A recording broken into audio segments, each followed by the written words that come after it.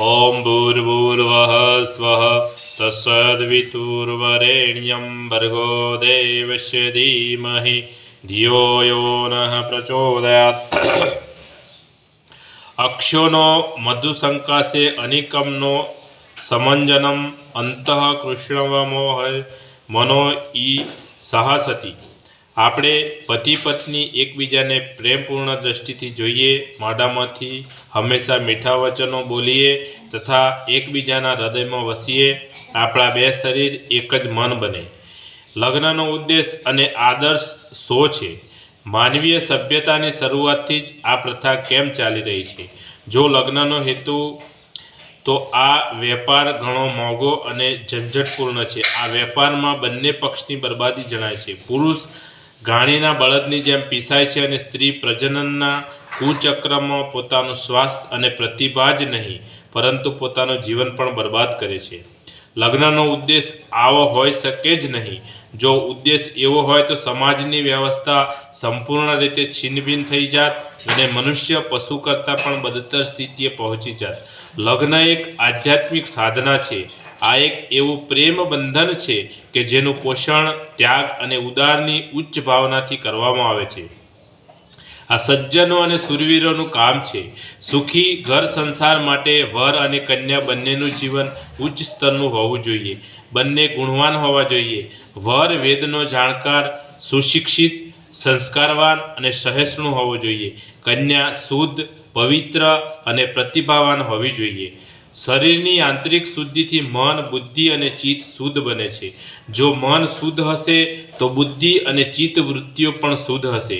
શરીરની આંતરિક અને બાહ્ય શુદ્ધતાથી આચરણમાં પવિત્રતા આવે છે। સદ્ગુણોનો વિકાસ થાય છે અને જ્ઞાન તેમજ પ્રતિભાનો પ્રકાશ ફેલાય છે। જ્ઞાન અને ચરિત્ર માનવ જીવનની કસોટી છે।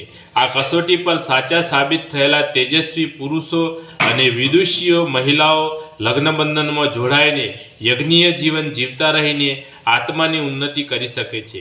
ક્ષમતા, વિદ્વત્તા અને સુયોગ્યતાના માપદંડ જો લગ્નનો આધાર બનાવીને લગ્ન કરવામાં આવે તો પતિ પત્ની બંનેનું જીવન સુખદાયક બને છે। વર્તમાન કાળમાં સ્થિતિ ઘણી વિચિત્ર બની ગઈ છે। બાહ્ય જાકમજોળ અને ધન વૈભવને સૌથી મહત્ત્વ આપવામાં આવે છે તથા આંતરિક સૌંદર્ય અને પ્રતિભાની અવગણના કરવામાં આવી છે।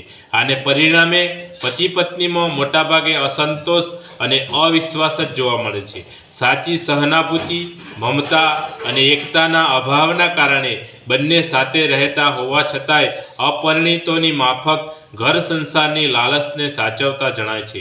દાંપત્ય જીવનની સરસતા, સાહજિકતા અને સહિષ્ણુતાના આંતરિક અને આનંદ ઉલ્લાસથી વંચિત રહી જાય છે। આધુનિકતા વાતાવરણમાં રંગાયેલી સ્ત્રી ઘરની શાંતિને અશાંતિમાં ફેરવી નાખે છે। પતિ અને પત્ની એકબીજાના પૂરક છે।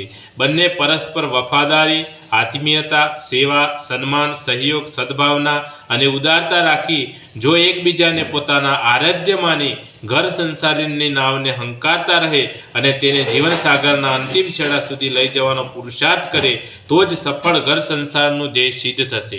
આ પવિત્ર ધ્યેય માટે પત્નીએ પતિવ્રત ધર્મનું પાલન કરવું જોઈએ અને પતિએ પણ પત્ની વ્રતની મર્યાદાને નિભાવવાની જરૂર છે। આમ કરવાથી કુટુંબમાં સ્વર્ગનું અવતરણ થઈ શકે છે। બોલીએ સદગુરુ ભગવાનનો જય। આજ કા આનંદનો જય। આદ્ય શક્તિમાં ગાયત્રી માતનો જય। પોતપોતાના માત પિતાનો જય। કુળદેવી માતનો જય। ઓમ ગમ ગણપતે નમઃ। પાર્વતી પતય હર હર મહાદેવ હર।